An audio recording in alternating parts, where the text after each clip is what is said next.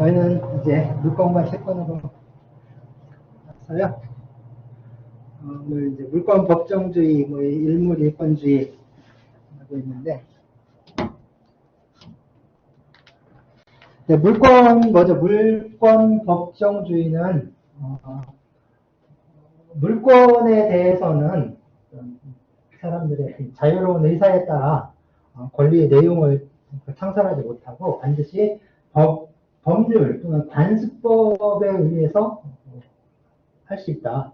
그러니까 법률 또는 관습법에 의한 외에 임의로 창설하지 못한다라고. 임의니까, 그죠? 의사에 맡겨져 있다는 거죠. 그래서 그 당사자들 사이의 합의에 의해서 물권의 내용이라든가 새로운 종류의 물건을 만든다거나 이런 것들을 하지 못하도록 하고 있습니다. 결국에 이 물권 법정주의를 채택하는 이유는요. 첫 번째 이유는 결국 공시제도의 혼란을 방지하기 위한 측면이 있어요. 그러니까 이제 우리가 어떤 그 부동산 소유권이 있는데 부동산 소유권이 있음에도 당사자들의 합의에 의해서 소유권과 유사한 새로운 물건을 만들어서 거기에 적용을 한다면 실질적으로 소유권을 믿고 거래한 사람들이 낭패를 보는 경우들이 생길 수 있으니까 그런 것들을 막기 위한 측면이 있죠.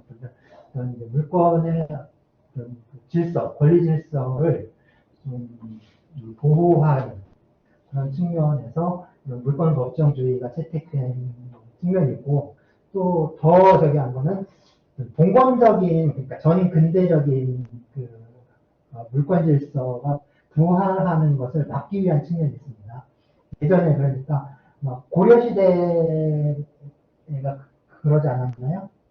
땅은 하나고 그 땅을 붙여먹는 농사꾼도 하나인데 그 땅에 무슨 달라붙어 있는 기생충이라고 하긴 그렇고 그 귀족 나부랭이들이 수도 없이 많아가지고 이놈이 뜯어가고 저놈이 뜯어가고 하는 그런 질서들 있잖아요. 그런 사태를 막기 위한 측면이 있습니다.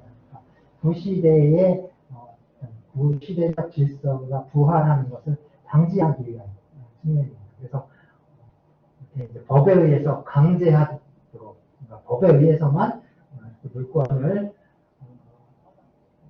창설할 수 있도록 하고 있는데요. 여기서 법률은 당연히 성문법이죠. 그러니까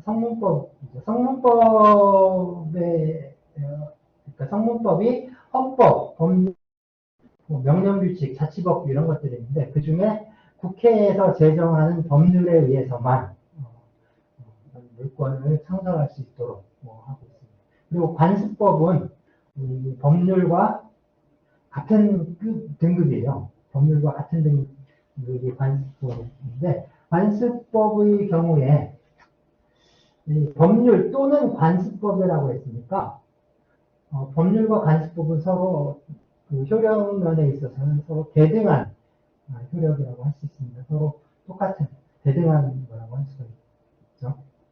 그래서 법률이나 관습법 이렇게 얘기하고 있습니다. 그리고 법률은 당연히 이것을 규정하고 있는 민법일 수도 있고 민법이 아닐 수도 있습니다. 그래서 민법일 수도 있고 민법이 아닐 수도 있고요. 그래서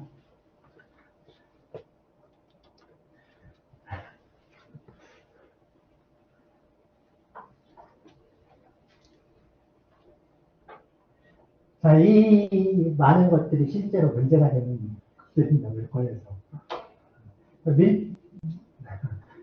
물권은 결국에 성문 법률과 관습법에 의해서 인정이 되는데 성문 법률의 대표적인 건 민법이죠. 그래서 민법상의 물권 8가지가 있는데요. 점유권, 소유권, 지상권, 지역권, 전세권, 유치권, 질권, 저당권. 그래서 일단 어떻게 보면 이 민법상의 물권이 가장 물권의 기본적인 형태라고 할 수 있습니다. 그리고 여기에서부터 이제 조금씩 변화하면서 발전하는 것이라고 할 수도 있으니까요. 민법상의 물권을 기본 베이스로 하고 그리고 거기에서 이제 조금씩 바뀌어가는 거라고 할 수 있어요. 그래서 그 다음에 이제 상법상의 물권들이 있는데 상사 유치권, 상사 질권, 주식 질권, 선박 저당권, 선박 채권자의 우선 특권 뭐 이런 것들이 있습니다. 그리고 이제 민법, 상법 이외에 특별법상의 물건들이 쭉 있는데요. 공장 저당권, 공장 재단 저당권, 광업재단 저당권, 자동차 저당권, 항공기 저당권, 건설기계 저당권, 다 이제 저당권과 관련되어 있는 거죠. 그래서 담보제도와 관련이 있는 거고요.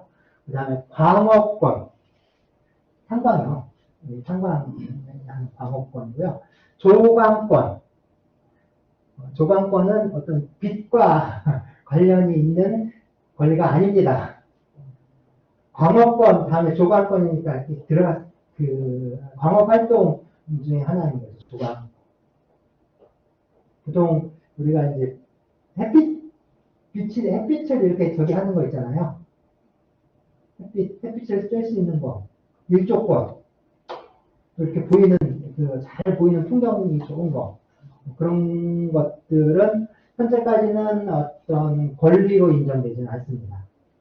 그 자체가 하나의 권리로 인정되지는 않고요. 다 그냥 소유권에 기해서 인정되는 어떤 소유권의 특정한 이익의 형태로 우리가 이제 소유권을 누리다 보니까 그런 것까지 누린다라고 그런 거죠.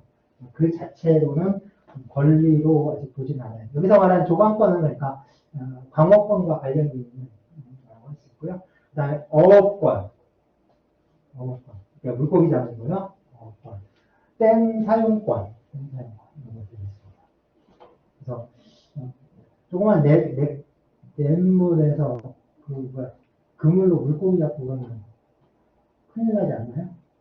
허가를 받아야지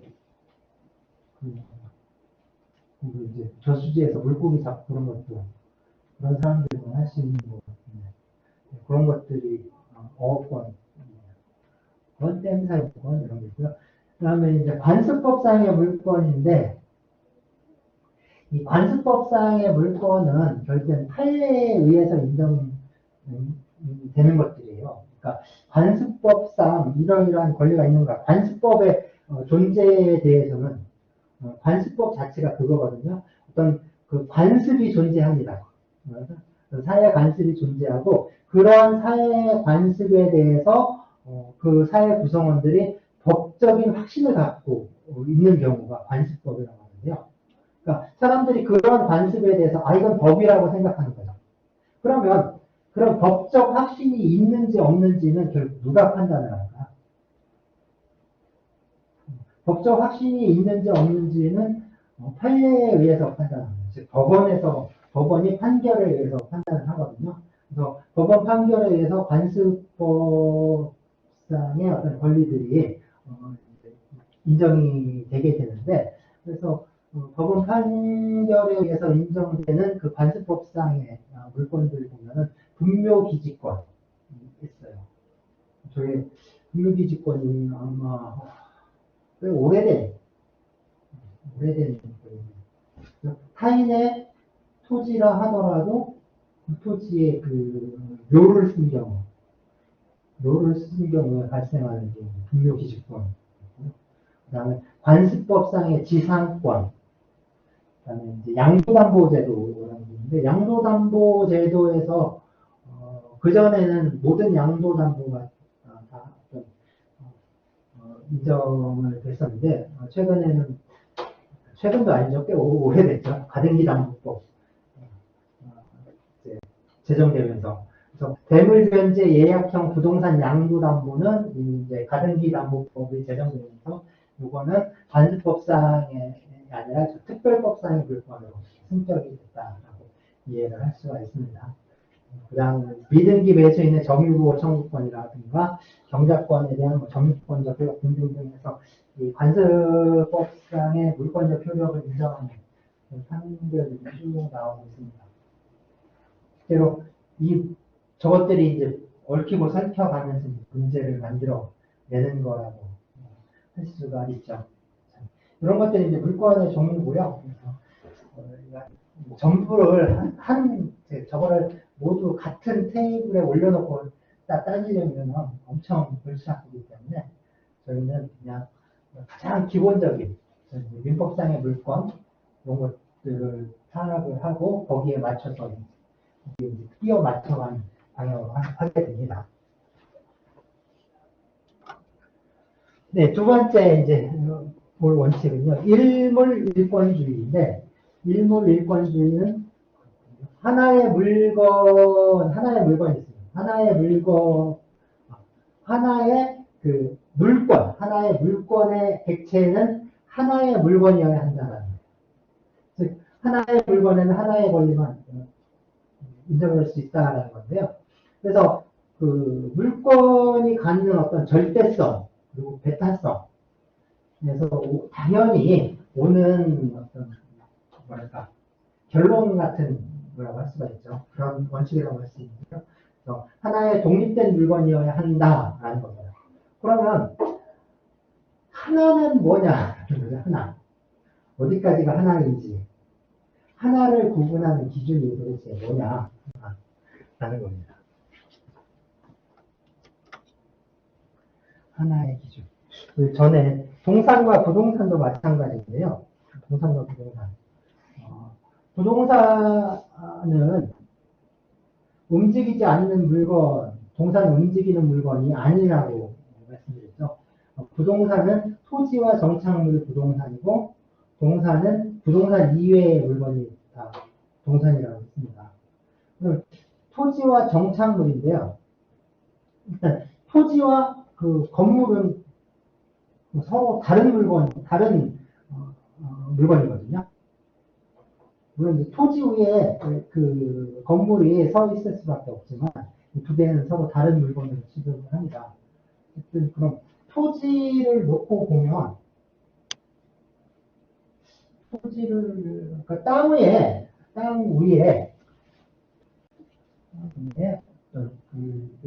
어떤 큰 돌멩이가 있어요. 큰 바위 같은 멋있는 바위. 그럼 이 토지를 거래하는 사람이 그래서 이 토지를 이 부동산을 매입한 사람이 나는 땅을 샀지 돌멩이를 사진 않았다. 돌멩이 치우라. 돌멩이는 산 적이 없으니까 당신 돌멩이를 가져가시오. 라고 한다거나 또 이제 땅을 판 사람이 난 땅만 팔았지 저 돌멩이를 판 적이 없으니까 저 돌멩이는 내가 가지 않겠다. 저 돌멩이가 금덩어리면 말이 달라지겠죠. 저런 경우에 어떻게 해야 되는가? 밭을 팔았는데 자갈밭이에요. 난 밭을 샀지 자갈을 산 적이 없으니까 자갈은 당신 거니까 다시 가져가시오.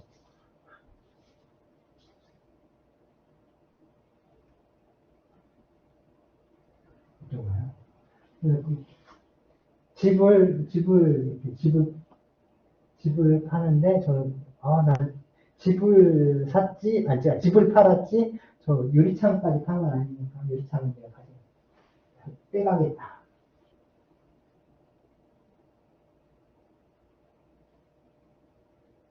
사실 그러면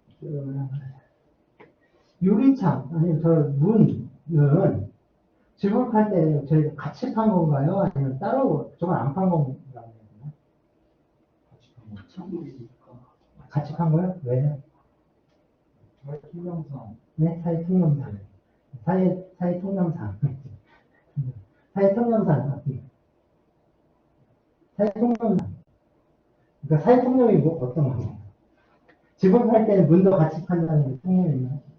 일반적으로 그동안 거래 관행.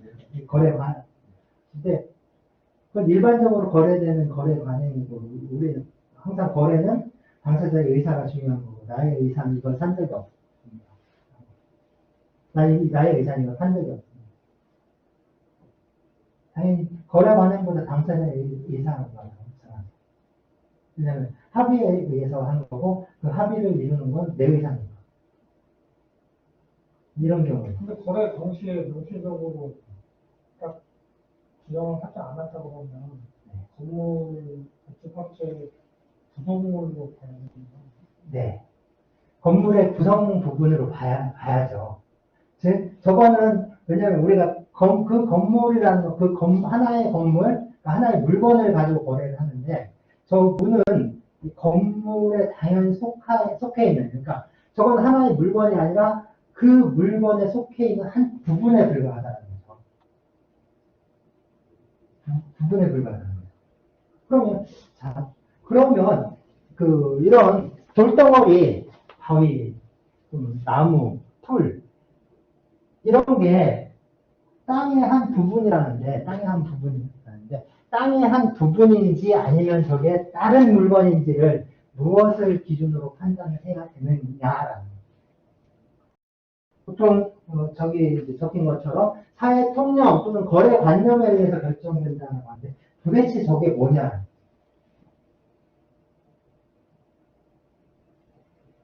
우리가 물건의 정의에서 유체물은 제가 질량과 부피가 있는 것이다라고 말씀을 드렸잖아요.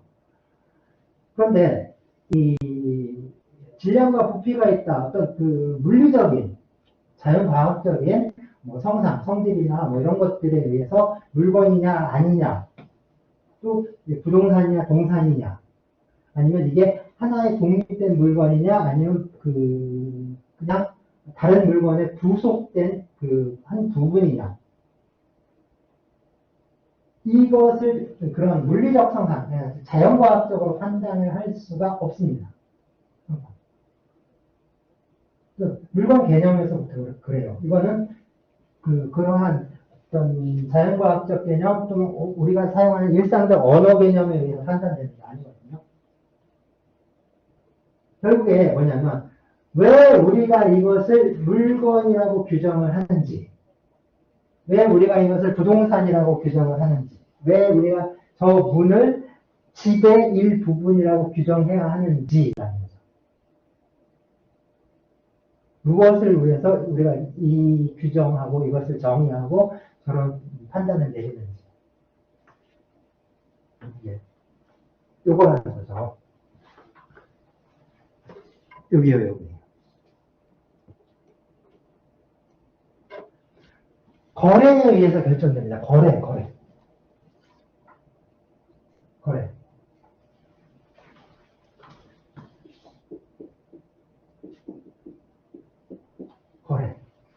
가고 오는 거예요, 거래.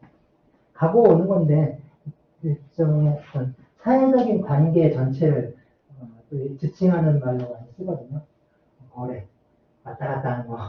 사회적인 거래. 근데 결국에는 저게 뭐냐면 서로 사고 팔 수 있는, 사고 파는 거요. 주로. 거래의 가장 기본이 되는 거, 아니면 거래의 가장 이제 뭐랄까 일반적인 관념에서 거래는 사고 파는 거잖아요. 그래서 사고 팔 수 있는가? 사고 팔 수 있는가? 자, 이게 자 여기 마카가 있습니다. 마카, 분필 마카 이렇게 뚜껑이 있잖아요. 그래서 이게 하나의 물건인가? 이게 하나의 물건인가? 즉 마커 뚜껑이 하나의 독립된 물건인가를 판단하기는 가장 판단하는 가장 기본적인 뭐랄까 룰은 그거예요. 요거 하나만 따로 팔 수 있느냐? 그리고 요거 물론 하나만 다 따로 팔 수 있죠. 뭐 어떻게든 거래하자면 이거 하나만 따로 팔 수 있는데 그게 의미가 있느냐? 사회적인 의미. 우리가 사회적인 어떤 의미에서 봤을 때, 요 마카 뚜껑 하나만 독립해서 거래할 수 있는가? 즉, 이거 하나만 사고 팔 수 있는가? 그리고 그게 의미가 있는가? 사실 의미가 없잖아요, 이건. 즉, 요거 하나만 따로 떨어져 나온 요거 하나는 사실 그냥 쓰레기가 되는 거죠. 항상 이게, 마카 뚜껑은 마카에 붙어 있을 때만 마카 전체가 독립된 하나의 물건으로 거래가 될 수 있죠. 그 기준에 의해서 판단을 하는 겁니다. 모든 것들이. 그래서, 거래를 기준으로 해서 판단해요. 독립해서 거래의 대상이 될 수 있는가? 독립하여 거래의 대상이 될 수 있는가? 그것이 바로 그 물건이냐 아니냐, 동산이냐 부동산이냐, 하나의 물건이냐 아니면 물건에 부속된 그 부품이냐, 그러니까 한 부분이냐, 이걸 판단하는 기준이 됩니다. 그래서 독립하여 거래의 객체가 될 수 있는가를 기준으로 해요.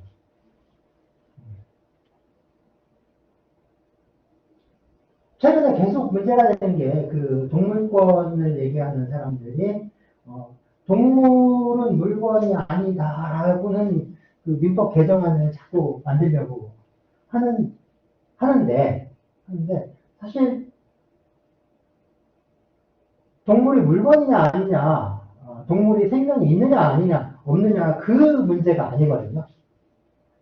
이제 그쪽 사람들하고 다르게 실제 이 물건에 대한 어떤 법적 관념에서 가장 핵심적인 거는 우리가 그 대상이 되는 동물을 사회적으로 거래하고 있느냐라는 문제인 거죠.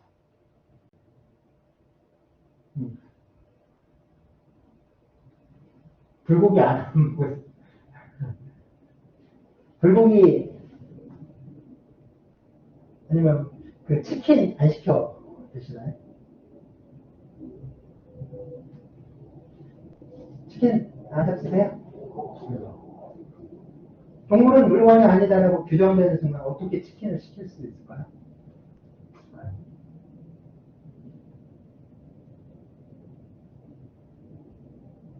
그렇죠. 동물은 물건이 아니다라고 규정하는 그 순간 우리는 치킨을 사 먹을 수도 없고요. 치킨을 거래해서도 안 됩니다. 그리고 더 나아가서 동물의 어떤 기본권, 동물의 권리 능력을 주장하게 되면 동물에게도 권리 능력이 있다. 즉 동물에게도 인격이 있다는 얘기가 되고, 그럼 동물의 생명을 침해하게 되면 살인죄와 똑같습니다. 사람은 어떤 법적으로 봤을 때 사람은 그 하나의 인격체이기 때문에 인격을 가진 인격체이기 때문인데요. 인격이란 법률적 개념으로 인격이란 권리와 의무의 주체가 될 수 있는 자격이에요. 동물에게도 그런 자격이 있다. 개에게도 그런 자격이 있다라고 하면 개를 죽이면 살인죄가 됩니다. 그러면 계속해서 얘기를 하는 게 이제 작종 얘기예요. 그 독일이라든가 유럽에서는 그렇게 동물은 물건이 아니다. 특히 독일 민법에 아예 이제 규정을 했거든요. 동물은 물건이 아니다라고. 왜냐하면 그 사람들 그쪽에도 그런 동물권을 주장하는 사람들이 많기 때문에 그 사람들 정치인들도 그 사람 표를 생각할 수밖에 없잖아요. 그러니까 그 법률 개정안을 통과시키게 되어 있는데요. 이게 그쪽 동네에는 좀 이게 선진적인 게 아니라 좀 야만적인 거예요. 그러니까 일종의 그 전에 우리 퇴마라든가 부마 의식 이런 거 있잖아요. 그 사람이 어떤 저쪽에 그 동네 입구에 사는 뭐 갑순이가 갑자기 아파요. 그러니까 동네 뭐냐면 입구에 사니까 다른 동네에서 지금 귀신이 들어와서 그런 거예요. 그럼 그 귀신을 쫓아내야 돼요. 뭐 마녀를 잡아다 죽일 수도 있고 아니면 뭐 어떤 다른 일을 할 수도 있어요. 거기 무당들이 하는 것처럼 그런 소리를 해요. 그 중에 하나가 바로 이제 동물과 관련된 거예요. 그러니까 그 사람들은 동물을 하나의 사람과 똑같이 이제 대우하는 경우가 많았는데 이게 왜 그러냐면 이런 어떤 우리 일식의 어떤 이성적 사고가 아니라 그런 일종의 마귀를 쫓는 귀신 들린 걸 내쫓는 그런 의식으로 행하던 것들이에요. 다양하게 그런 것들이 발달합니다. 그래서 돼지를 법정에 세우기도 하고 사람처럼 이제 이렇게 우리 조리돌림 한다고 하잖아요. 죄인들을 끌고 다니는 그런 것처럼 끌고 다니다가 화형을 시키기도 하고 별짓을 다 합니다. 그래서 특히 이제 보면은 가장 이제 모욕적인 형벌을 가할 때도 가장 이제 모욕적인 형벌을 가할 때 특히 이제 유태인들 같은 경우에 잡아다가 이제 그 형벌을 가할 때 교수형이라고 하면 목을 매달잖아요. 우리가 생각할 때 교수형은 이렇게 목을 매다는데 실제 교수형은 목을 매달아서 죽이는 게 아니라 목을 부러뜨려서 죽이는 거거든요. 예전에 우리가 교형과 찬형이 있는데 찬형은 망나니가 이렇게 칼로 그러니까 교형은 목을 졸라서 죽이는 거고요. 서양의 그러니까 근대 현대 형벌의 교수형은 목 떨어뜨려서 사람의 몸을 떨어뜨려서 목이 부러지게 해서 바로 죽게 하는 겁니다. 그 전에 서양의 교수형은 그게 아니라 그냥 매달아 놓는 거예요. 사람을 묶어서 이제 나무에다 매달아 놓는. 그러니까 십자가 형벌도 사실 매달아 놓는 거예요. 매달아 놓고 그냥 직접 사람이 그러니까 사형수를 사람이 죽이는 게 아니라 자연의 힘에 의해서 자연스럽게 죽게 만드는 거예요. 그러니까 상당히 바로 안 죽고 고통스러울 수밖에 없는 거죠. 오랫동안 그렇게 매달려 있어야 되니까. 그래서 그런 저기를 하는데, 그러니까 목을 졸라서 죽게 해주는 거는 상당히 자비로운 거죠. 그냥 꽁꽁 묶어가지고 매달아 놓으면은 나중에 쇼크가 올 때까지 한 3일에서 일주일 동안 일주일에 걸쳐서 서서히 죽어가는 거니까 상당히 잔인하잖아요. 근데 어떻게 매달아 놓으면 가장 좀 모욕적인 형벌이 뭐냐면 거꾸로 매달아 놓는 거꾸로 매달아요. 거꾸로.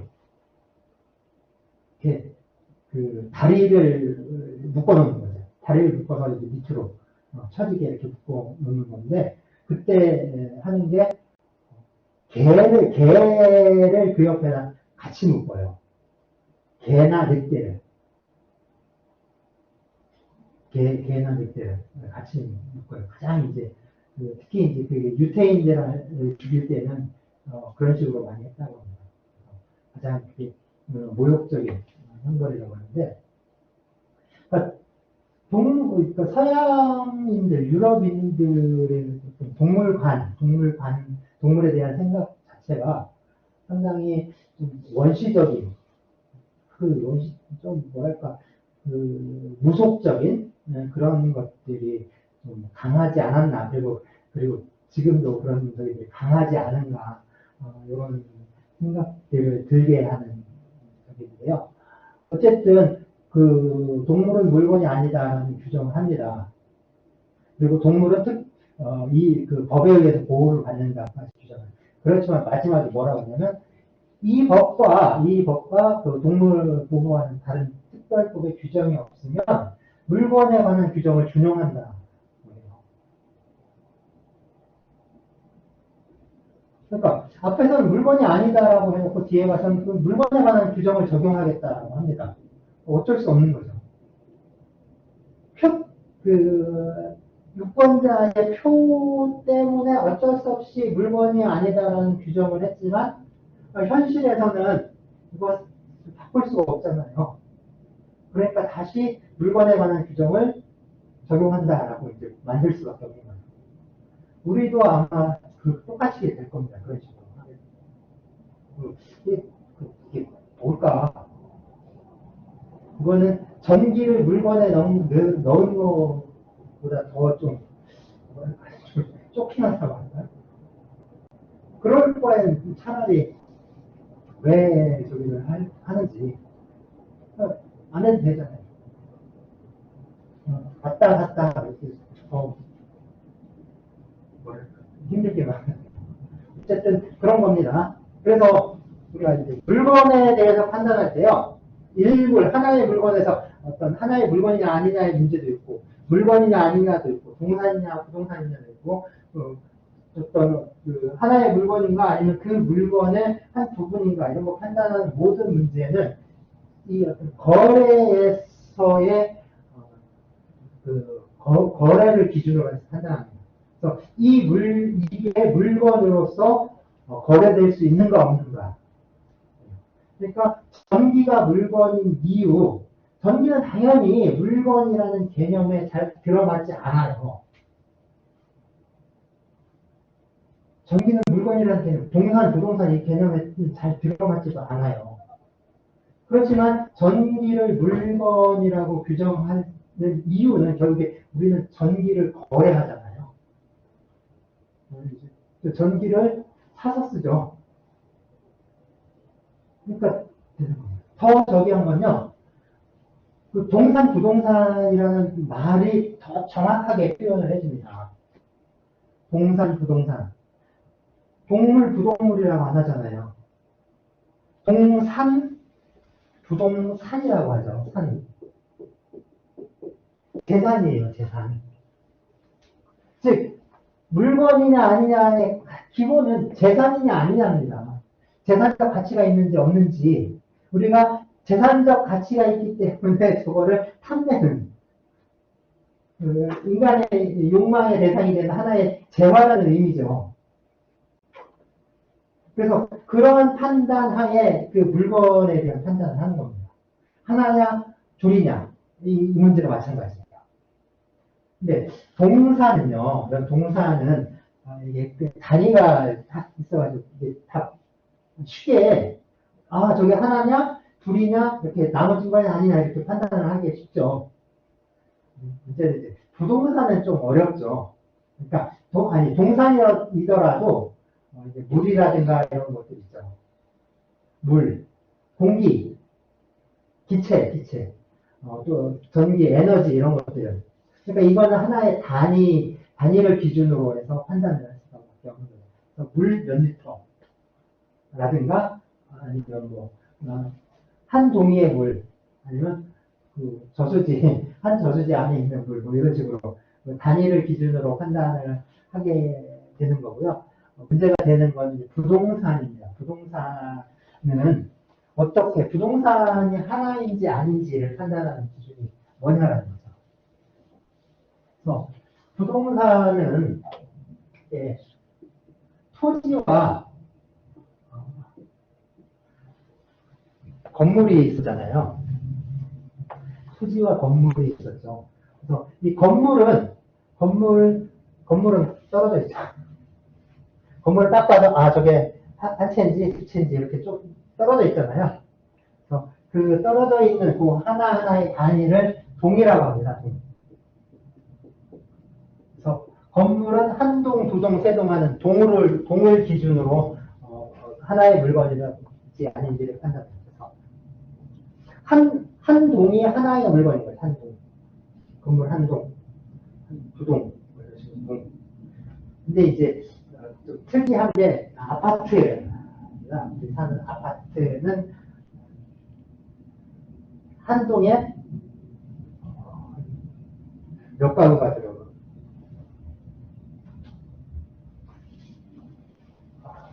보통 아파트 주세요. 몇 층까지 있죠? 20층이라고 하고요. 한 층에 10가구가 산다고. 그러면은 200가구가 되나요? 20층 아파트, 그리고 층당 10가구씩 산다면 200가구가 살아요, 200가구.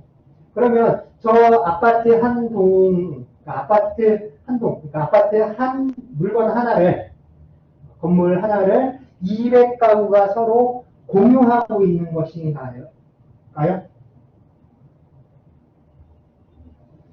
이 전체를 그러니까 아파트 이 한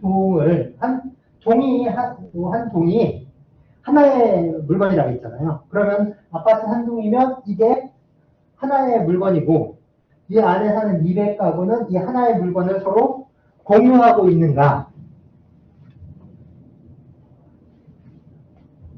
우리는 그러면 저 한 동의 200분의 1을 내가 공유 지분으로 갖고 있는 것인가? 아니면 아파트는 좀 특별하게 취급을 합니다. 집합 건물이라고 해서 좀 특별하게 취급해요. 그래서 그게 이제 아파트의 물건 하나하나는 동이 아니라 호죠. 그게 하나의 물건이죠. 그래서 하나의 물건으로 우리가 그 거래할 때 그 만약에 공유 지분이라면 내가 그 아파트 팔 때 나머지 199가구 다른 세대주들의 동의를 얻어야 되는가 그런 건 아니잖아요.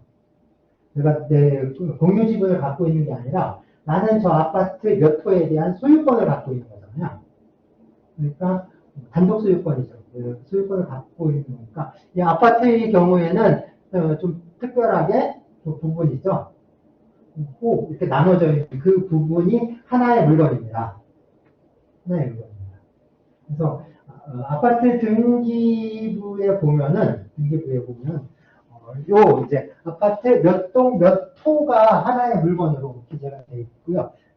좀 저기 한 거는 대신에 우리 그 건물이 있으면 건물을 소유하면서 건물이 있는 그 토지 대지를 소유하고 있으니까 건물과 대지를 이제 같이 소유하게 되는데 보통은 건물과 대지를 같이 소유하게 되는데 아파트의 경우에는 건물은 그러니까 아파트 호수 그 건물 하나는 내가 소유하고 있지만 대지는 좀 다르잖아요. 대지는 같이 갖고 있잖아요.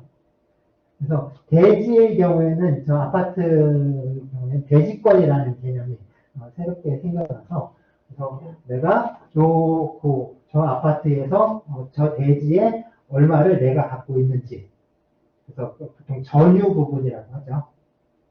그래서 그게 이제 등기부에 표시가 됩니다. 그래서 대지권에 관한 내용이 나오면은 이게 아파트구나 이렇게 보시면 돼요. 등기부에. 그래서 등기부에 대지권 표시 딱 나오면 이거 아파트구나 이렇게 보시면 됩니다. 그래서 건물은 이렇게 이제 동으로 이제 되어 있고요. 문제는 토지입니다. 땅에는 다른 물건들은 분명히 경계가 뚜렷하잖아요. 땅은 경계가 꼭 있는 게 아니죠. 땅의 경계가 뚜렷한 게 아니죠. 땅의 경계가 뚜렷하려면 땅과 땅을 나누는데 경계가 뚜렷하기 위해서는 제일 좋은 건 물이 흐르면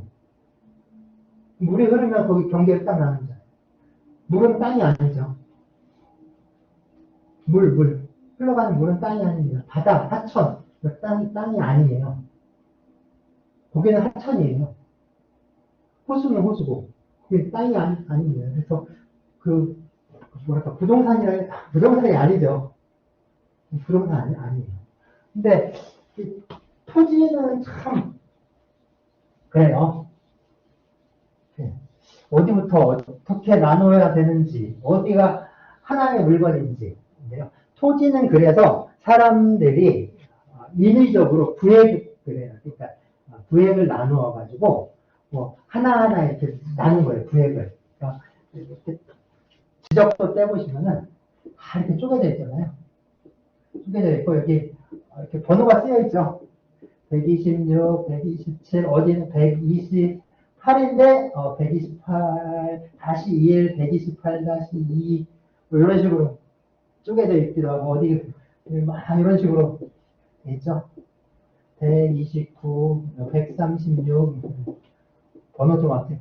이게 일목요연하게 쭉 붙어 있는 것도 아니고 지멋대로 143 붙어 있기도 하고 크기도 다 다르고 이렇게 토지는 다 이렇게 막 쪼개져 있는 지적도에 보면 다 이렇게 구획돼서 쪼개놨는데 그거 하나하나를 필이라고 해요. 필이요.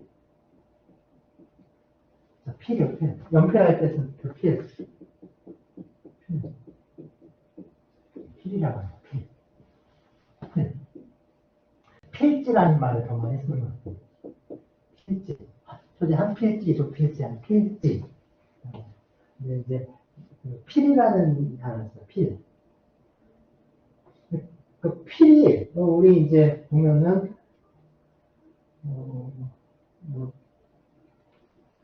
한 필이 몇 평이냐, 몇 제곱미터냐 이런 건 의미가 없어요. 다 달라요. 다를 수 있어요. 아니 다를 수밖에 없어요. 다를 수밖에. 이거는 뭐 면적이나 어떤 단위에 따라 구획한 게 아니라 그냥 자기 사람들의 필요에 따라 구획을 해놓은 거예요. 필. 그리고 필에다가 이렇게 번호를 붙여놨잖아요. 지적도를 한 장 떼올 거. 이렇게 번호를 붙여놨죠. 이게 번지잖아요. 번지. 저 필마다 붙어 있는 게 번지예요. 그러면 126번지, 127번지, 128의 1, 128번지 2호, 128번지 2호 이런 것도 있죠. 다시 뭐 하는 거. 자, 부동산, 그러니까 토지는 합칠 수도 있고 쪼갤 수도 있습니다. 그래서 두 개 이상의 그 토지, 두 필 이상의 토지를 합쳐서 하나의 토지로 할 수도 있고요. 하나의 토지를 둘 이상으로 쪼갤 수도 있어요. 그래서 합치는 걸 합필이라고 합니다. 합필. 그럼 쪼개는 거는 뭐라고 하면 될까요? 분필이라고 하면 되죠. 분필. 분필. 옛날 분필. 분필. 마카 전에 쓰던 분필. 아니, 분필. 이건가요? 어떻게 쓰자, 분필? 빨리. 앞에, 이거였나? 분필. 비슷해요, 분필. 분필. 토지를 쪼개는 겁니다. 그래서, 이 토지는 저 필을 기준으로 해서 하나냐, 두 개냐, 이렇게 하는데, 저 필이 어떻게 쪼개져 있는지는 지적도, 토지대장, 이런 거 있죠. 그런 걸 기준으로 하는데, 그게 지적 공부입니다. 그럼 합쳐서 지적 공부라고 해요. 그래서 지난 시간에 등기부 등본 봤을 때 표제부에 있는 거 있죠. 표제부에 있는 건 그 부동산 물건에 대한 건데, 물건의 어떤 객관적인 상황에 대한 것들이 그 부동산 등기부 표제부에 기록이 되는데, 이게 잘못되는 경우 있죠. 아니면 잘못된 건 아닌데 지금 분필을 한다. 예를 들어서 내가 지금 이 땅을 지금 한 필지를 상속을 받았는데 뭐 동생하고 나눠야 되는데 우리가 이제 공유하고 있다가 처분하는 건 복잡하니까 그냥 자르겠다. 서로 나눠 갖겠다. 하면은 그걸 쪼개야 되죠. 땅 하나를 쪼개야 됩니다. 쪼개야 되면 이때 하는 게 이제 분필 절차를 밟게 돼요. 그럼 땅을 두 개로 쪼개는 거예요. 분필을 하게 되는데, 그러면 이 등기부 등본에서 쪼개지겠죠. 왜냐면 하나의 토지가 두 개로 나누는 거니까 등기부도 이제 갈라지는 거죠. 그렇죠? 그래서 그 표제부에 있는 거는 이 지적 공부에 있는 내용을 쫓아가게 돼요. 그 이제 뭐냐면 그 부동산 등기부가 있고 부동산 등기 법원에서 사무 처리를 담당하고 있는 부동산 등기부가 있고 그다음에 행정기관에서 하고 있는 그 토지대장이라든가 이런 지적도라든가 그 지적 공부가 있어요. 그러면 이게 뭐가 우선이냐 하는 거예요. 뭐가 우선이냐. 두 개가 서로 다른 내용이 적혀 있을 수 있잖아요. 그래서 만약에 이 토지대장과 등기부가 서로 다른 내용이 적혀 있을 때 무엇이 우선하는가? 그럼 어느 것을 어디에 맞춰야 되느냐? 이런 게 문제가 될 수 있잖아요. 이때 이 물건의 어떤 객관적인 성상에 관한 거는 지적 공부가 우선합니다. 그러니까 등기부가 토지대장이라든가 이런 것들을 따라가요. 그래서 분필을 하려면 먼저 그러니까 토지대장부터 고쳐야 돼요. 토지대장에서 이걸 분필을 쪼개놓고 그리고 등기를 해야 되는 겁니다. 물건 그 자체의 어떤 성질이나 형상 이런 것들의 경우에는 그러니까 지적 공부가 우선하고 거기에 쫓아간다는 거고 반대로 어떤 물건에 대한 권리에 관한 내용들 있죠. 누가 소유자이고 뭐 이런 내용들 그거는 등기부가 우선하겠죠. 등기부가 우선합니다. 그런 소유가 있어요. 그래서 이게 부동산은 이제 P를 기준으로 하고 건물은 동을 단위로 해서 하나의 물건 뭐 이런 것을 따지게 됩니다. 여기 직원 주소인데요. 그러니까 토지에 있는 필마다 붙어 있는 저 번호가 번지고 저걸 직원 주소라고 해요. 지금 우리가 쓴 도로명 주소는 건물에다 붙인 거잖아요. 건물에다 붙인 거잖아요. 그럼 우리가 등기부를 연락한다거나 또는 어떤 토지라든가 이런 부동산을 거래하기 위해서는 도로명 주소, 우리가 지금 쓴 도로명 주소는 아무 소용이 없는 거예요. 왜냐하면 건물이 이렇게 있어요. 건물마다 번호를 붙여놓은 거예요. 건물에 있는 번호를 안다고 해서 우리가 이 부동산이 어디에 있는지 그 부동산이 몇 평인지 어디서부터 경계가 어디까지인지 알 방법이 없잖아요. 자, 제가 갖고 있는 땅은 무슨 이 126번지의 땅이에요. 그 건물이 없으면 거기 주소가 안 나오죠. 건물이 없으면 주소가 안 나옵니다. 그리고 주소가 있다 하더라도 무슨 길 몇 번, 도로명 주소는 번지가 아니라 그냥 번입니다.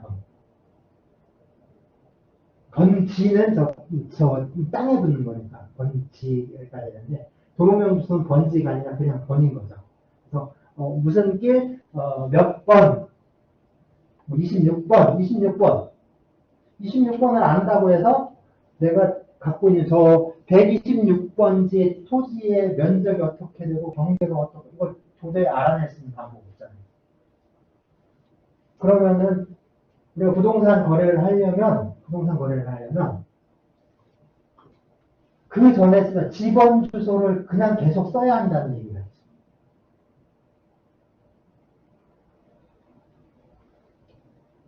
있죠.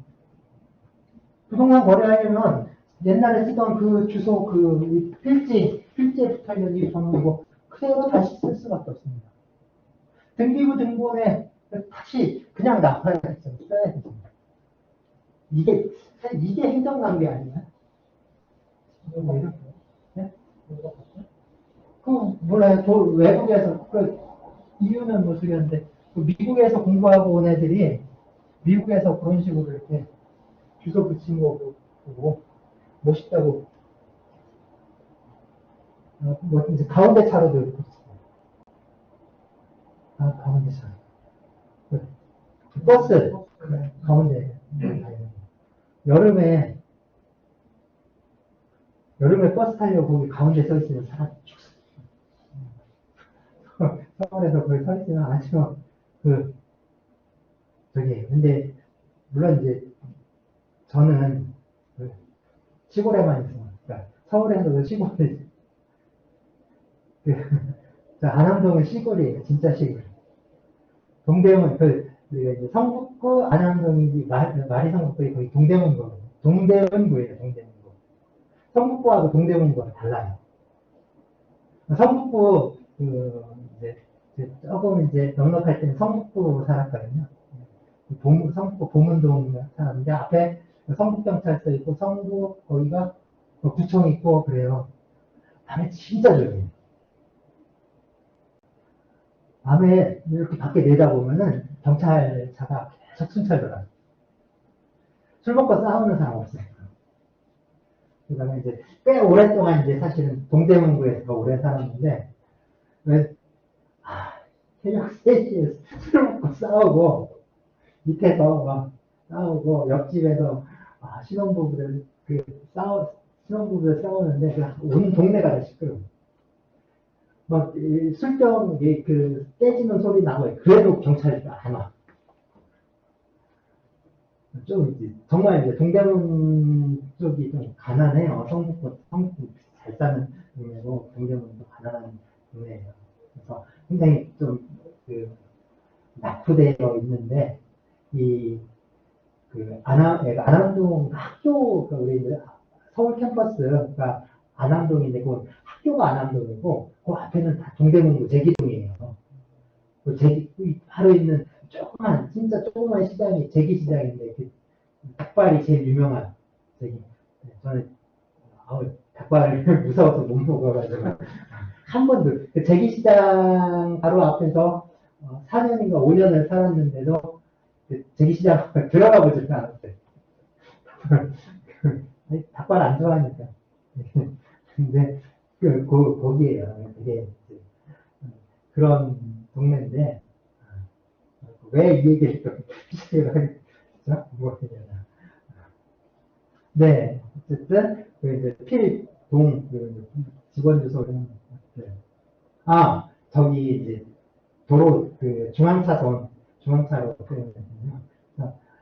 그, 이제 시골스러운, 이제, 안암동이라든가, 저 동대문구 이쪽에 있는 차가 가운데 못 가요. 강남이라든가 저 서울 중구 이렇게 한복판에나 차가 한 가운데로 다니니까 버스 전용차가 한 가운데에 있지 위쪽에 조금 이제 못 사는 동네는 가운데로 못 다니세요. 가로 다니지. 그래서 별 적이 없었는데 시내 한복판에는 여름철에 거의 도로 한가운데는 40몇 도까지 올라가는 거예요. 그게 꼭 잘한 걸까? 한겨울에는 정말 춥겠죠. 그러니까 거기 이제 건물 짓고, 위에서 여름엔 에어컨 나오고, 겨울엔 히터 틀어주고, 좀 잘하는 저희가 라는 생각이 들거든요. 솔직히 원자력 발전소 자꾸 전기를 계속해서 많이 쓰니까, 계속해서 전기가 많이 필요하니까 자꾸 원자력 발전소 짓는다고 하는 거 아닌가 생각도 들고 원자력 발전소가 저희 같은 경우는 사실 포화 상태라고 볼 수가 있습니다. 왜냐하면 모든 전기를 원자력으로 할 수는 없어요. 왜냐하면 원자력을 한번 가동하면 이게 멈출 수가 없잖아요. 무슨 용광로도 그렇죠. 한번 불 켜면 끌 수가 없잖아요. 계속 돌아가는 것처럼 원자력도 한번 딱 시작하면 그게 계속 돌아가야 되고 거기서 생산되는 전기는 계속해서 생산됩니다. 그 전기는 이게 쓸 수밖에 없어요. 안 쓰면 나가 돌면 이게 오히려 더 큰 문제예요. 전기가 나오면 어쩔 방법이 없잖아요. 전기를 그걸 다 써야 됩니다. 그러니까 사실은 원자력 발전을 통해서 얻는 전기는 기저전력이라고 하나요? 우리 사회에 꼭 필요한, 이거는 반드시 필요한, 그러니까 이거는 여름이든 겨울이든 낮이든 밤이든 꼭 들어가는 공통되니까 그 양이 있잖아요. 그것만 충당할 수 있는 거죠. 그러니까 가변적인 거는 다른 발전을 모색할 수밖에 없습니다. 이미 근데 이게 포화 상태인데 이제 전력이죠. 늘 쓰는 전력에 비추어 봤을 때 생산하는 그 전력은 거의 포화 상태라는 얘기가 있는데 왜 자꾸 지으려고 하는가 이런 생각도 들고요. 어쨌든 그렇습니다. 이거 이제 다른 얘기 하죠. 자, 물건의 종류인데요. 물건의 종류에서 중요한 거는 물건을 지배하는 권리니까 무엇을 지배하느냐라는 겁니다. 사실 지배한다라고 했을 때 그 물건을 현실에서 실제로 지배하는 경우도 있을 수 있고 그냥 어떤 관념적으로 지배 가능성이랄까 그런 것들을 의미할 수도 있습니다. 그래서 먼저 어떤 물건을 현재 그러니까 사실적으로 지배하고 있는 상태 어떤 물건을 현재 지금 사실적으로 지배하고 있는 상태. 이런 거죠. 제가 이제 마카를 이렇게 손으로 쥐고 있습니다. 이거는 제가 이 마카를 지금 지배하고 있는 상태죠. 현재 제가 사실상 이 마카를 지배하고 있어요. 이 물건을 지배하고 있다고요. 이 물건 다른 사람이 어떻게 할 수가 없잖아요. 제가 딱 장악하고 있으니까. 이러한 상태를 그 자체를 그러니까 그 현실적으로 지배하고 있는 사실 상태 그 자체를 하나의 권리로 인정하는 게 점유권입니다. 물건을 사실상 지배하는 그 상태를 권리로 인정한 것 이것이 점유권이에요. 그러면 점유권이 아닌 그러니까 점유권은 지금 이건 제가 지금 지배하고 있으니까 저는 점유하고 있고 점유권이라는 권리가 있는 거예요. 이 점유권이라는 권리는 왜 그것을 점유하게 되었는지 그게 적법한 건지 아니면 불법인지 이런 걸 따지지 않습니다. 그냥 지금 지배하고 있는 이 상태 그 자체를 인정해 주는 거예요. 그러면 딱 놓게 되면 지배하지 않게 되죠, 이제. 그러면 점유권을 상실하게 됩니다. 지금은 이제 점유권을 상실한 상태죠. 그래서 다시 이제 점유권을 회복했습니다. 이쪽에 이제 좀 없으니까 상실한 거예요. 점유권 이해되시죠? 지금, 그러니까, 현재 사실상 그 물건을 지배하고 있는가 아닌가. 지배하고 하는 게 바로 점유권이에요. 그러면, 점유권이 아닌 다른 권리들이죠. 점유권이 아닌 다른 권리들은, 사실상 지배 여부하고 상관없어요. 사실상 지배 여부와 상관없어요. 그냥 지배할 수 있는 그런 어떤 관념적 가능성을 기준으로 판단을 합니다. 그러니까 내가 이걸 지금 지배하고 있느냐 아니냐가 아니라 내가 내 지배력이 거기에 미치느냐 안 미치느냐 내가 지배할 수 있는가 없는가 그런 것들을 기준으로 하는 거거든요. 그래서 그 점유권이 이 물건을 지금 지배하고 있다. 사실상 지배하고 있는 거라면 그 점유권이 아닌 권리는 본권이라고 하는데 이 본권은 사실 이 물건 자체가 아니라 물건이 갖고 있는 가치를 지배한다라고 해요. 우리가 물건은 다 어떤 가치가 있잖아요. 가치가 있죠. 안 써 있는데 이게 1,000원인가요? 1,000원이라고 합시다. 1,000원은 가격이죠. 가격. 1,000원은 가격이고 가치는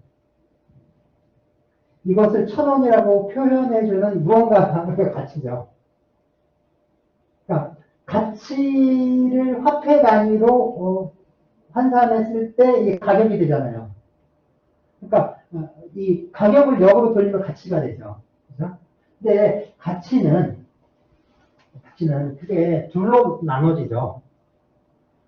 크게 둘로 그래서 그 물건을 쓰면서 얻게 되는 어떤 그런 사용 가치와 그리고 그 물건이 갖고 있는 교환 가치가 있습니다. 그래서 물건은 사용 가치와 교환 가치라는 두 가치를 갖고 있는데요. 그러면 가치를 지배한다라고 했을 때 교환 가치를 지배하는가 사용 가치를 지배하는가 또는 둘 다 지배하는가 예요. 그러면 교환 가치와 사용 가치를 모두 지배하는 것이 있고 그렇지 못하고 모두는 아니고 한쪽만 지배하는 게 있을 수 있죠. 모두 지배하는 건 전부 지배하는 거죠. 전부 지배하는 거니까 완전하다라고 해서 완전 물건이라고 합니다. 그래서 가치를 교환 가치, 사용 가치를 모두 지배하는 것을 완전 물건이라고 하고요.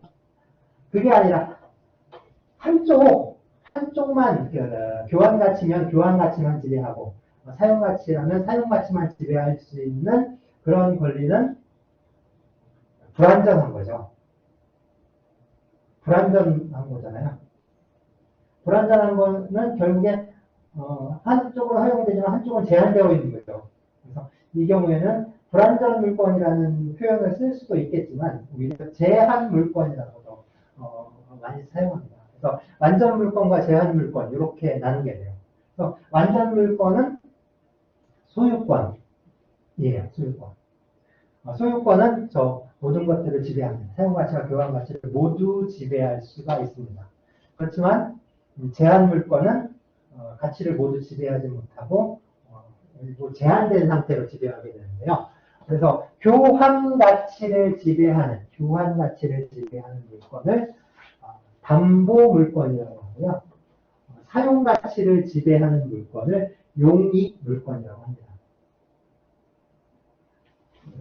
담보. 담보 물건. 사용 가치니까 이건 용익. 사용하고 수익한다. 사용해서 수익한다. 사용하고 수익할 수 있는. 쓸 수 있는 거죠. 그 물건을 쓸 수 있는 권리. 그 물건을 쓸 수 있는 권리, 용익 물건. 그 다음에, 교환 가치는 결국에 그 화폐 가치잖아요. 얼마짜리냐. 얼마짜리냐, 교환 가치라는 게 얼마짜리냐의 문제니까, 이게 왜 얼마짜리인지가 중요하겠습니까? 그래? 그러면 내가 얼마짜리니까 거기에 대해서 내가 이게 1,000만 원이라면 내가 1,000만 원을 빌려주고 이걸 내가 지배하는 거죠. 뭐를 지배하는 거죠? 이 1,000만 원이라는 가치, 그거를 내가 이 물건을 지배하는 거죠. 그래서 이게 이제 담보 물건이 됩니다. 그래서 네.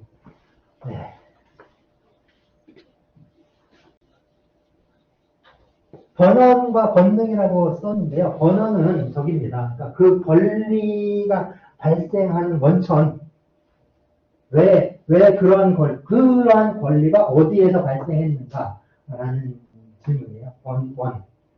그러니까 당연히 권한이 없이 어떤 물건을 지배한다는 건 있을 수가 없는데 왜 이 권한이 얘기하냐면 점유권은 권한을 따지지 않아요. 점유권은 현실 지금 지배하고 있는 그 상태를 말하는 거기 때문에 권한이 있느냐 없느냐를 따지지 않습니다. 그러니까 무단으로 점유하고 있는 것도 점유하고 있는 거죠. 지금 지배하고 있으면 지배하고 있는 겁니다. 권한이 있느냐 없느냐를 따지지 않아요. 그거고요. 권능은 우리가 보통 권리라고 하죠. 권리를 힘이라고 했는데 권리가 갖고 있는 힘을 세부적으로 이렇게 막 쪼갤 수가 있어요. 권리가 갖고 있는 힘을 쪼갰을 때 그 쪼개진 작은 힘을 권능이라고 합니다. 좀 이따가 이제 소유권에서 보시면 되는데요. 자, 그래서 이렇게 8개로 나눠져 있어요. 점유권, 소유권, 지상권, 지역권, 전세권, 유치권, 질권, 주상권. 그래서 점유권이 있고 그 나머지 7개는 본권이라고 하고요. 나머지 7개는 본권. 그 다음에 소유권은 완전 물권. 그리고 이쪽 지상권, 지역권, 전세권 이쪽은 제한 물권입니다. 제한 물권. 그리고 지상권, 지역권, 전세권은 용익 물권이에요. 용익 물권. 그 다음에 유치권, 질권, 저당권은 담보 물권입니다.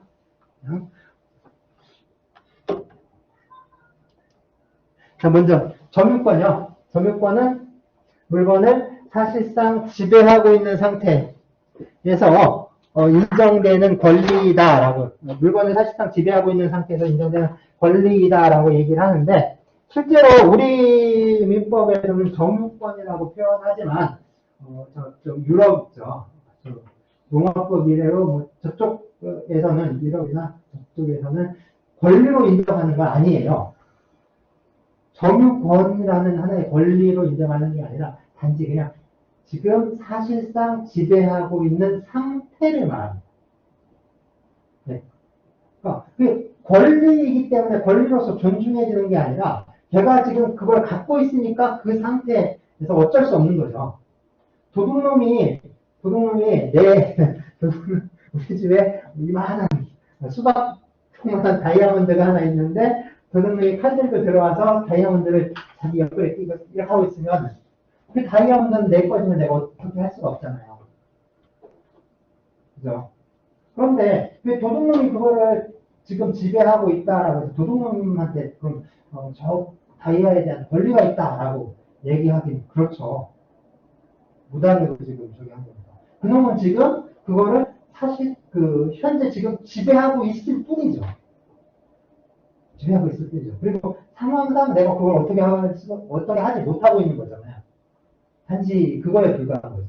그래서 점유란 우리는 지금 점유권이라는 하나의 권리처럼 표현을 하고 있지만 원래는 권리라기보다는 그냥 현재 있는 그 상태를 말하는 것으로 많이 이해를 했습니다. 근데 이제 우리가 일범일법을 거쳐오면서 하나의 저것도 이제 권리로서 이렇게 많이 표현을 하고 권리처럼 얘기하지만 실제로는 그냥 지배하고 있는 상태로 보는 게 낫지 않나 그런 생각이 들어요. 예, 중요한 건 진짜 물건은 이런 거죠. 소유권입니다. 소유권. 소유권은 물건을 사용하고 수익하고 처분할 수 있는 권리를 말해요. 사용하는 건 쓰는 거고, 그죠? 수익은 그걸 가지고 어떤 이윤을 창출하는, 이익을 창출하는 수익. 처분은 물건을 이제 팔거나 뭐 폐기하거나 뭐 할 수 있는 자유롭게 할 수 있는 그런 거죠. 자, 여기 소유권이라는 권리는 저거 사용 수익 처분으로 나눴잖아요. 그러면 사용 수익 처분은 이것을 권능이라고 해요. 권능이라고 해요. 그러니까 소유권을 구성하는 세부적인 아주 작은 단위의 힘이라는 거죠. 그래서 권능이라고 합니다. 사용 권능, 수익 권능, 처분 권능이라고 할 수가 있는 거죠. 그래서 이렇게 이제 권리와 권능을 이런 식으로 구분하는데 실제로는 현실에서는 잘 구분 안 하고 씁니다. 법학자들도 그렇고 판검사들도 그렇고 법률가들도 권리와 권리, 권능, 권한, 권한 이런 것들이 서로 이제 정확하게 개념적으로 그러니까 구분이 되지만 현실에서는 거의 구분 안 하고 그냥 다 뭉뚱그려서 써요. 사용권 마치 이제 소유권 사용할 수 있는 권리 이렇게 권능인데 이제 권리라고 이렇게 부르고 있습니다. 그래서 소유권이 이거고요. 사용, 수익, 처분 모든 것을 할 수가 있는 거죠. 자 이제 용익 물건인데 용익 사용과 수익만 할 수 있는 거예요. 용익 사용과 수익만 할 수 있는데 이 용익 물건은 지상권, 지역권, 전세권이 있습니다. 지상권, 지역권, 전세권이 있는데 모두 부동산 물건이에요. 부동산 물건입니다. 부동산의 사용 수익에 관한 내용이고요. 먼저 지상권. 땅지자에다가 윗상자니까 토지가 있고요. 토지가 있고 그 위에 건물이 있는데 이 건물 주인과 토지 주인이 서로 다를 때 이 건물 주인은 자기 건물을 소유하기 위해서는 이 토지를 이용할 수밖에 없는 거죠. 다른 사람의 토지를, 그러니까 내 건물을 내가 소유하기 위해서 다른 사람의 토지를 이용할 수 있는 그 권리가 지상권. 그래서 이 지상권이니까 땅 위에 있는 것만 이렇게 말하는 건 아니고요. 땅 속에 있는 것도 포함됩니다. 그러니까 지하에 매달되어 있는 그런 것들, 그리고 이제 건물이라고 했지만 건물뿐만 아니라 어떤 공작물이라든가 이런 것들도 다 이렇게 이제 그 지상권의 내용이 될 수가 있어요. 그래서 물론 이제 아파트 지을 때 이렇게 높이 세우는 거 뭐죠? 타워크레인 같은 경우도 이제 공작물이라고 할 수가 있는데 보통 그러면 타워크레인을 설치를 하기 위해서 지상권을 설정하느냐? 그렇진 않죠. 거의 이제 토지 주인들은 지상권을 설정하지 하려고 하지 않습니다. 내 땅에 이상한 저런 다른 권리가 들어오는 게 싫은 거죠. 현실 거래에 있어서는요, 이 용익물권 같은 경우는 거의 활용되는 경우가 드물고, 대부분, 그 채권 임대차 계약에 의해서 해결합니다. 그래서 지상권 계약을 하느니, 그 지상권 계약을 하면 내 토지에 제한이 들어오는 건데, 그러니까 지상권 계약을 하지 않고 임대차 계약을 하고 땅을 빌려주는 거죠. 땅을 빌려주는. 그래서 임대차 계약으로 그 실제 거래에서는 임대차 계약이 활용되고 지상권 계약이 활용되는 상당히 드뭅니다. 그러니까 예전에 지상권이 예전에 지상권이 설정돼서 계속 이어져 온다거나 아니면 법정 지상권이라고 해서요. 법률의 규정에 의해서 그냥 지상권이 자동으로 발생하고 버리는 경우가 아니라면은 따로 지금 지상권 설정을 안 하려고 해요. 저 같은 경우에도 내 땅에 누가 괜히 집을 짓는데 그럼 내 땅을 사서 네가 집을 짓든지 그러든지 아니면 이게 집 말고 조금 다른 공작물 같은 거 하면 그러면 임대차 계약서를 써라 하지. 지상권 설정해주겠다고 안 하죠. 저 지상권 설정해주면 몇십 년 동안 그냥 꼼짝 못하는 거죠. 그러니까 이제 잘 활용이 안 됩니다. 지역권이 있는데 지역권도 거의 비슷해요. 네, 지역권은요. 내가 내 땅을 쓰기 위해서 다른 사람의 땅을 이용할 수 있는 그런 권리예요. 그래서 내가 써야 하는 땅이 요역지고요. 내 땅의 어떤 내 땅의 편익을 위해서 쓸 수밖에 없는 그 다른 사람의 땅을 승역지라고 합니다. 그래서 요역지의 편익을 위해서 승역지를 이용할 수 있는 권리가 지역권입니다.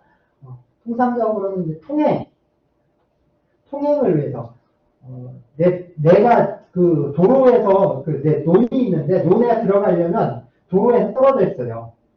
그러다 보니까 다른 사람 논을 거쳐서 내 논에 들어갈 수밖에 없는 경우이죠.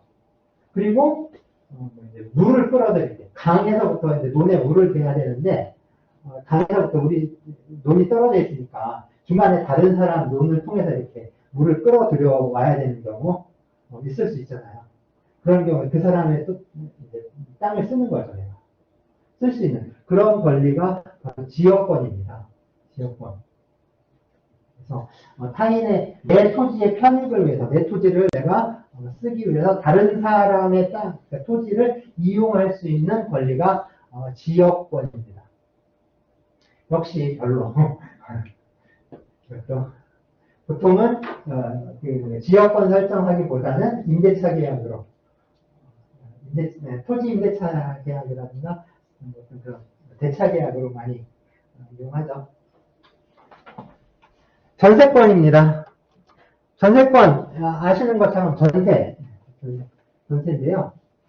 사실 우리가 일상생활에서 접하게 되는 전세는 대부분 이 전세권이 아니라 임대차 계약이에요.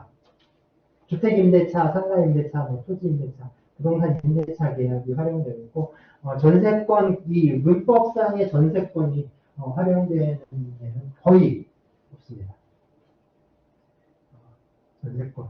내용은 비슷한데 그러니까 보증금을 전세금을 지급하고 다른 사람의 부동산을 사용하다가 그리고 이제 나중에 전세금을 반환받을 수 있는 그런 권리라고 하는데 이게 물권으로서의 전세권은 우리나라에만 있는 아주 독특한 제도인데요. 우리나라에 있는 독특한 제도인데 어쨌든 독특한 제도만큼이나 현재 활용도도 거의 없는 실질적으로 거래에서 활용되는 것은 임대차는 채권 계약이죠. 네, 그 다음에 이제 유치권, 질권, 저당권이 있는데 유치권, 질권, 저당권은 담보물권입니다. 유치권은 동산이든 부동산이든 일단 유치할 수 있는데 그러니까 점유하는 거예요, 점유. 내가 받을 수 있는 그 타인에게서 내가 받을 수 있는 어떤 채무가 있고, 타인이 그 채무를 변제하지 않는다면은, 내가 그 점유하고 있는 물건을 계속해서, 그러니까 장악하고 있는 거예요. 유치한다는 거예요, 유치. 장악하고 있는 거예요. 내주지 않아도 돼요. 내주지 않아도 돼요. 그렇죠. 세탁소에, 이제 그 세탁물을 맡기면은, 내가 세탁 대금을 지급하기 전까지는 그 세탁소에 안 내주잖아요. 그런 것들을 유치권이라고 합니다. 유치권인데, 이게 동산 유치권도 있고, 부동산 유치권도 있습니다. 동산 유치권, 부동산 유치권 다 인정이 됩니다. 동산 유치권, 부동산 유치권 다 인정이 됩니다. 유치권은 부동산 유치권의 경우에도 등기하지 않아요. 등기하지 않는 권리입니다. 그래서 유치권은 이게 법률 규정에 의해서 자연스럽게 발생해요. 당사자 간에 서로 약정에 의해서 발생하는 게 아니라 법률 규정에 의해서 유치권이 발생합니다. 그러니까 어떤 부동산이 경매 절차에 들어가고 새롭게 경락받은 사람이 있더라도 유치권을 소멸하지 않아요. 그 저당권이라든가 다른 권리들은 다 소멸해버리거든요. 경매가 딱 진행돼가지고 경매에서 넘어가가지고 경락을 받으면 그 전에 있던 권리는 다 지워져요. 저당권부터 깨끗하게 아주 깨끗하게 지워지는데 안 지워지는 거예요. 유치권입니다. 경락 받아서 딱 들어갔는데 유치권자가 있어가지고 그래서 상당히 이제 난감한 일이 발생하는. 그래서 유치권 이거 현실에서 상당히 문제도 많이 되고. 질권입니다. 질권은 이제 동산질권과 권리질권이 있습니다. 동산질권, 권리질권으로 나뉘는데요. 질권은 이제 채권 담보로 동산이라든가 권리를 유치할 수 있는 그런 권리라고 할 수가 있습니다. 동산질권, 권리질권, 질권. 전당포 생각하시면 돼요. 전당포. 그 옛날에는 우리가 그 질이라는 질을 안 쓰고요. 저 질은 그 일본 민법 용어고, 원래 우리 용어는 전당포. 이제 물건 맡기고 돈 받고 나중에 그 돈 갚으면 물건 다시 찾아오는 그런 거 있잖아요. 이게 질권이라고 보시면 됩니다. 마지막에 있는 권리는 저당권입니다. 전당권. 저당권은 그래서 부동산에 관한 권리예요. 이건 부동산 권리입니다. 이건 유치할 수 있는 효력이 없어요. 그러니까 유치하지 않아요. 유치하지 않고 그냥 그 토지는 그 토지 주인이 계속 사용하고 수익합니다. 굳이 이제 왜냐면 등기부에 기록이 되니까 굳이 그거를 토지를 인수받을 필요 없는 거죠. 토지는 원래 쓰던 사람이 쓰고 그냥 이제 담보만 잡는 거죠. 현재 이제 저당권은 일반 저당권 거의 찾아보기 힘들고요. 최근에는 다 근저당권의 형태로 근저당권. 이제 근자가 뿌리 근자를 쓰면 저거 계속적이라는 뜻이 있어요. 하나의 거래에 만족하지 않고 계속적인 거래에 이제 인정이 되는 그런 권리입니다. 계속적인 거래에서 그 거래를 다 담보해주는 그런 저당권이라고 합니다. 그래서 이제 순위 문제가 상당히 이제 골치 아파지는 거예요. 처음에 근저당권 설정을 했는데 이게 이제 나중에 이제 또 그 이후에 또 저당권이 들어오고 그러니까 처음에 저당권 설정한 게 채무가 소멸했는데 나중에 부활하고 여러 가지 복잡한 일들이 꼬이면서 서로가 좀 골치 아픈 일들이 발생합니다. 그래서 항상 문제는 이제 순위 문제가 발생해요. 순위. 어떻게 되는지.